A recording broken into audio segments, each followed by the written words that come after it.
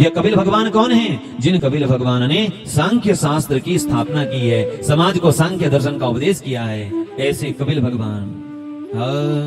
आदिदेव प्रभु दीन दयाल, आदिदेव प्रभु दीन दयाल, जठर धरे जय कपिल कृपाल, जठर धरे जय कपिल।